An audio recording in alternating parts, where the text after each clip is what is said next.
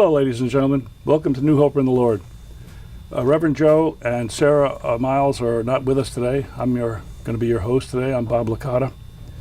The main focus of our talk today is going to be, of course, the testimony of someone who's lived it out.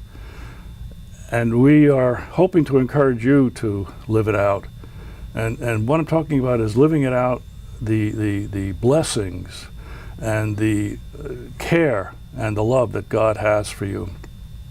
There are so many issues that you probably are facing today, so many things that are troubling you, so many issues that you know you can't handle, and you're probably worried about a few of them, or maybe you're worried sick about them, or you might feel like you're on top of the world and you don't have a care of the world. No matter what, trust in the Lord. He will take care of you in ways that you could not possibly handle on your own. That's not to say that you shouldn't do what you know needs to be done.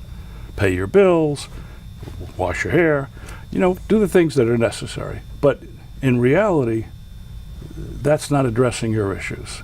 God is addressing your issues. So we ask you in the name of Jesus to just trust him. So I'd like to welcome our guest today, Charlie Mack. Hey, Bob. Great to have you on the show. It's good to be here. Enjoyed talking to you before. So, Charlie, you've been on the show before. You know Joe from a while back? I do. I'm aware of Joe's ministry, and both in radio and television. And we've communicated for the last few years. Mm-hmm. You yourself run various forms of ministry, right? Yes, I run a local missions program in Dutchess County, Project Hope of Fishkill. And I'm involved in mentoring also men who have issues with drug and alcohol abuse for a number of years. Now, you were telling me that there was a certain personal aspect to how you got into that kind of a focus of ministry. Well, that's interesting because I found myself with a great passion for this ministry, and I never thought about what really brought me to that. And one day, it just came across me that both my parents suffered with drug and with alcohol abuse, let's say, and which I consider the worst drug. And I think I tried to do what I could as a young man to help them, and I was never successful. Now, you actually experienced some hardships then growing up as a result of that, right? Very much so. I mean, it's typical alcohol abuse on the body of the person doing it. It's always shared with the friends and family, right? Yeah, I stopped my mother from committing suicide twice. Oh, my. She was in the garage in a car and running the exhaust, and I heard it at 2 o'clock in the morning and pulled her out. She was unconscious when I found her. That happened twice. It was very unsettling. I was probably 15 at that time. Usually 15-year-olds sleep like a rock. And I do as well because I'm a narcoleptic. So it was a little unusual that you were woken up at 2 in the morning? Very much so. That kind of is consistent with some other experiences you've had in life, isn't it? Oh, my goodness. So many. So many. God has never stopped shaking me and waking me and showing me the path because I have gone off it in my career and in my life. Now, were your parents religious? My mother could recite the Bible chapter and verse. Wow. Never stepped foot in a church except for funerals and weddings. Wow, my. My father was an usher in the Catholic Church, and he was a faithful attendant there. So you were exposed to all the traditional teachings and upbringing? You were raised in the Catholic Church? Received my first Holy Communion, confirmation, and yes, I was very much involved with the church. And you believed in God? I never remember a time where I didn't. Mostly because when I was younger and seeing the transition of my mother and her issues with alcohol more than my father, I sought solace in my spiritual father. That's incredible. Yeah. Who was, I always felt was present with me, gave me discernment, helped me to understand that I could love my parents, but be unhappy with some of the things that were happening with them. Oh, sure. And he helped you with the struggle, because that's tremendous difficulty. Were you an only child? no, I'm one of 6. 6. Okay. So what's the age difference? Were you in the middle of the pack? I was actually the oldest boy, but in the middle of the pack, right in the middle. Oh, okay. Yeah. Okay. So there were also a sense of responsibility for the younger ones, and did you lean on your older ones for support at times? Not really. I was sort of an independent soul always. I guess I was always very thoughtful about my feelings, and I analyzed things. Oh. I never believed that anybody was truly evil. I believed that there were influences that formed people's behavior. And I would always wonder what it was that made this person do that, and so forth. So doesn't mean I didn't get angry at the time. Right. But the idea of original sin, the teaching of original sin and our sin nature, that wasn't part of your theology, so to speak. No. It's actually a very important part now. The issue very often is that we are led to believe that we're not sinful, that we are basically good, but only part of it is basically good, as I'm sure you found out. There's another part of us. Yeah, it requires some effort on our part. Yeah, that other part is what causes all the trouble. Yeah, very true. I know you went to regular schooling. Where were you growing up, by the way? I grew up in the town of Putnam Valley. Oh, okay. And went to public schools. The town was so small then, my classmates were like my extended family. It was a good experience. I enjoyed it much. Did you go to church much while you were a teenager? I went to church every Sunday. Every Sunday? By yourself usually? By myself. I used to, on Sundays, walk to church. As I got older, I didn't go with my father as much. I would walk to church and go to the early service so I could get my chores done. And I enjoyed the walk to church. So what happened then as you were growing up that led you to a different walk with the Lord? Because I mean, as a traditional churchgoer, rarely do we hear people say that they experience an intimate relationship with God, that they understood the Spirit or the teachings of Jesus. It seems that there was always something that they had to transition over. I had a few instances. As I said, I never lost my faith in God, but I lost the relationship with God. Okay. And getting involved in business, being a business person, it's easy to get, caught up in your responsibilities and your goals and your family and especially and so as the forth. business grows and your family. You have children? Yes, I have 2. Oh, so that's growing. That's always a concern, and it takes a lot of energy and stress, right? And it never ends. No, that's true. Yeah, you're never not a parent once you're a parent. That became very apparent to me. But I love my kids. I love my wife. Got a great family. And I went through this pilgrimage of if I'm going to be a Catholic, I need to, make my faith my own. And I started to really get into the Bible. And I have a tremendous respect for the Catholic Church. I was looking for a more relational experience in ministry. And so I found that the Presbyterian Church at the time answered that need and started darkening the door there, so to speak. And they were accepting of a Catholic, right? Oh, absolutely. Not terribly closed-door-minded about that. No, not at all. And I enjoyed that more relational experience that I had there. And I moved out of that town that I was in, and I went to to Dutchess County, where I got involved in a Reformed church.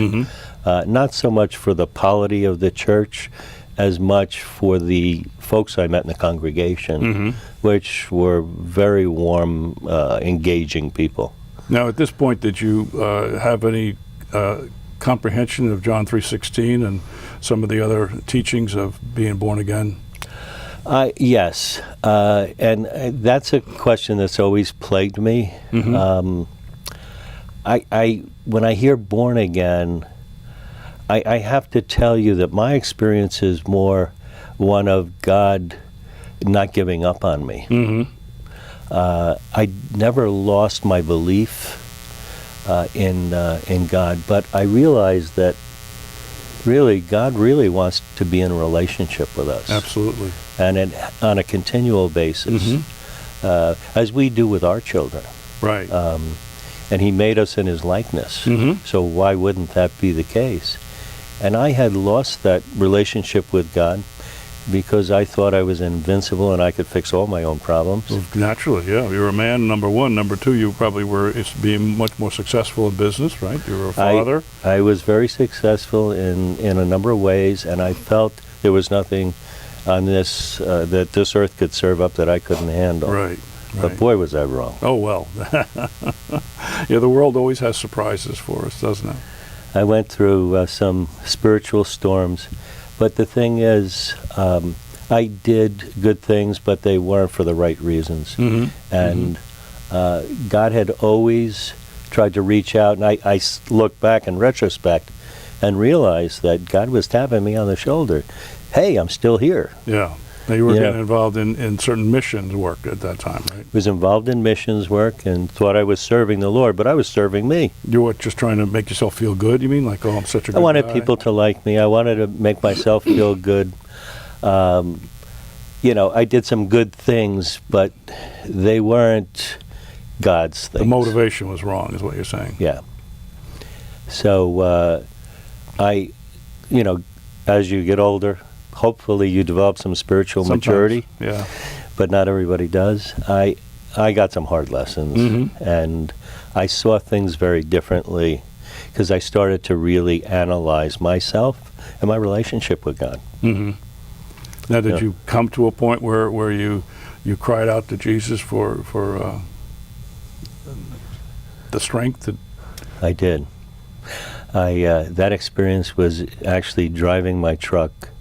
And I had come to the realization that I lost my home, I lost my business, I lost my church, I lost two of my closest friends. I lost a great friend and mentor, another pastor who was transferred out of town. We were best friends. And I was all alone, so I thought. But I forgot that I wasn't alone. And I had him. And when you peel back all the layers, right, and you get to the core, he's always there. And I wept. I don't ever remember. I wept at my father's funeral. And before that, I can't remember weeping. I wept that night in that truck, so that probably buckets of water.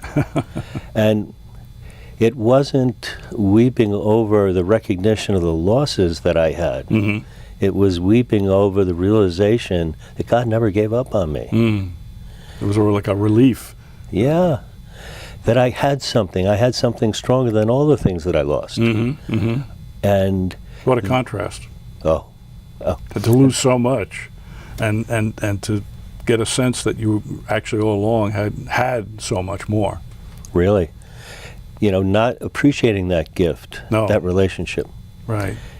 And I know in missions work, dealing with people that do successfully recover from drugs and alcohol, they find a different high when they're engaged in the Spirit, that they want to keep reproducing. Absolutely. Yeah, there's an excitement.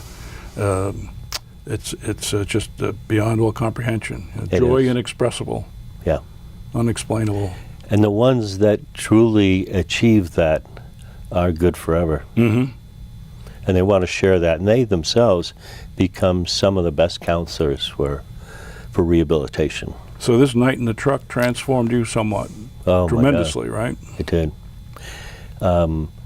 when I left that truck that night, I went forward with a very different understanding of life for me.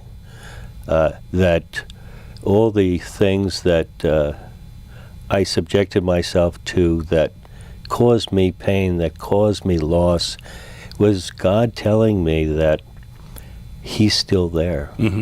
He's going to hold me up. He's going to give me strength. And I had lost sight of that. And I became a child again. Interesting. I became a child in Christ that night. Very vulnerable, ready to hear, ready to feel, in touch with my emotions, in touch with my heart, and very different.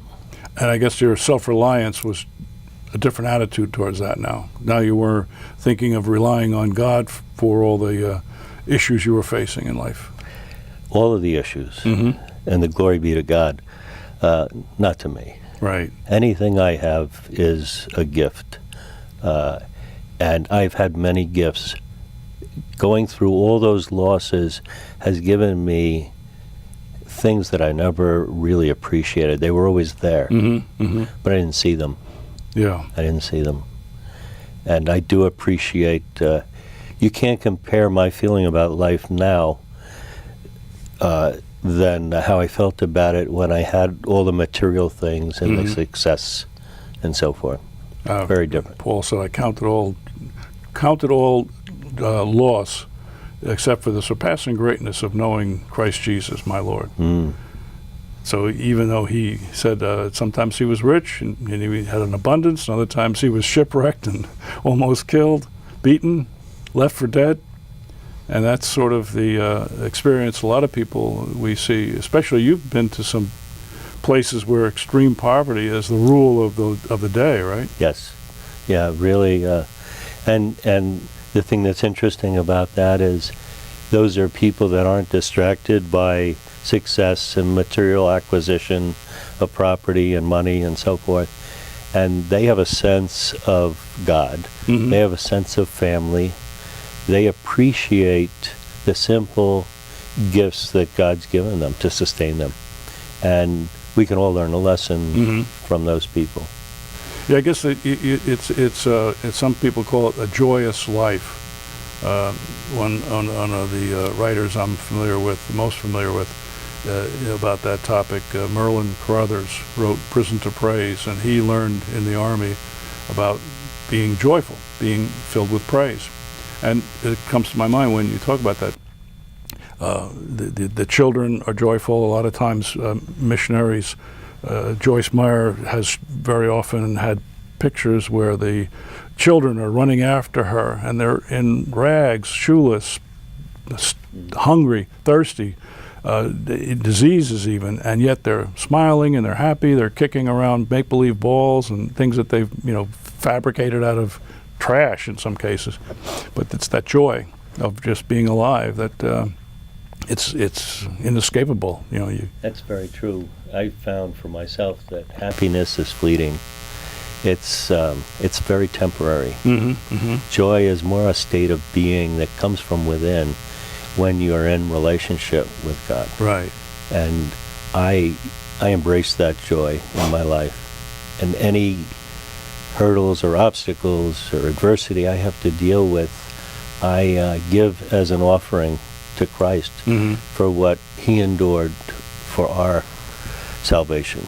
So you're saying that whenever you face a difficulty or a struggle, you turn it over to God as a sacrifice. Yes. To let Him handle it. Yes. And that is a very difficult thing for me to go to that transition from being all self-sufficient and saying, you know what, I can't do this. Right. Lord, I need You to do this. I need You to work through this for me. And I think that's one of the greatest testaments of faith, is when you trust that God to work in your life, when you know that you can't do it, and you confess that you know He can, and that He's all powerful. And in His glory, He will glorify you. Right. And I've lived that. I've experienced that. Can you give us an example that comes to mind of how that impacted you? I can. I could give you many. Many, right? I'll tell you, one of the most profound was I was attending a church and asked to be an elder in that church.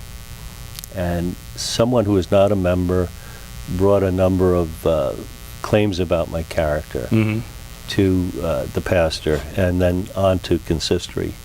I was working a project out of town. This person was a former employee of the company, disgruntled. And I said, tell me what the issues are, and I'll bring whatever documentation that I have, and I won't meet with you. I will ask you to bring him in, and I will meet with you and him together. You want to confront your accuser, right? Yes. And I wanted to do it quickly. It didn't happen quickly. It did happen. And there were a bunch of accusations made, and I brought in documentation that disproved all the accusations except for one. Which couldn't be documented. Which couldn't be documented, which was that I was a racist. And in my missions work, in my ministry, I had brought blacks, Latinos, Haitians, Jamaicans, people from Trinidad into my church that I attended for 15 years. It was something that troubled me deeply. Sure. Right. That I would be accused of all things this. Right. So consistory said that they were going to hold decision pending an investigation into whether or not I was a racist. And it was that day that I resigned from the being ordained as an elder, and I also resigned my membership from the church. Right. The offense was very great. I felt that the church They'd known you for a number of years, right? You would have thought they knew me. I did a lot of mission work with and for the church. I was very disappointed. Wound up getting an invitation to a wedding for a black minister friend of mine. The venue was in Manhattan. The reception was in Manhattan. Actually, the wedding was in Harlem. The reception was in Salvation Army headquarters in Manhattan. And my wife and I were probably one of two couples that were waiting in the whole room. There was a number of round tables, maybe 20 tables. And I started engaging in conversation, introducing myself to the other people, and how do you know the bride and the groom, and so forth. And I served with this pastor on a board for the Army Corps, and did missions work with them as well. We got to talking, and this gentleman told me that he had started a ministry in Poughkeepsie, and did I know where that was? And I said, yes, I do. I teach a transitional class for adults in Poughkeepsie, and I'm involved in this organization and that, or the Y, the ARC, the Corps. So I said, yes, I have a lot of different contacts and a lot of different ministry tentacles working in that area. There was a connection that you discovered with this man, right? And yes, he was an extremely spiritual man. I felt that in his presence. I liked him very much. He was a gentleman. I gave him my telephone number. I told him who he could go to for this resource, who he could go to for that resource.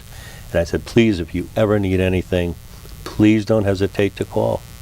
Whether it's volunteers for anything you're trying to do, whether it's radio communication. Yeah, you just reached out to him with your natural abilities and your natural ministry approach. So what happened? So as we're leaving the reception, I said, by the way, I never asked you. You said that this is your part-time ministry, that you have a full-time job. What do you do? And he went on to tell me he was an engineer for IBM. And he said, do you know so-and-so? Well, it turns out this so-and-so was the husband of the head of consistory investigating me for racism. So the person he knew was the husband of the woman. He worked for the husband of the woman investigating me for racism. And I looked at my wife, and she looked at me, and it was only a week earlier I told my wife I was so troubled by this, I have to give this up to God. So then I have to say to myself, what are the chances that I would be invited to this wedding? What are the chances that the wedding would be in Harlem? What are the chances that the reception would be at Corps headquarters? What are the chances that out of those tables in that room, I'd be at the very table of the husband, of a gentleman who worked for the husband of the head of consistory who was investigating my racism. Right. Too many coincidences for me. No, I can tell you this. My last job was statistical risk analysis for a nuclear power plant, and the odds of that happening are compounded. If you took the odds for one event and then the odds for the next one, you have to multiply those two odds to say, okay, that's the chance of both events happening. So when you get 3 or 4 events that are rare in the first place and you multiply that out, the statistical analysis says, no, it could not possibly be likely that it was by chance. We take so much for chance, right? But so then, did they change their opinion of the? I don't know, but I will tell you this: I found a new church. It's a story in itself, with a brand new preacher, and I being a new member, and I felt that I needed to forgive this head of consistory, and invited her to worship with me in my new church. Wow. She accepted the offer very graciously, and she came, and I said, you know what's different here? She said, no, what? I said, the Spirit's alive here.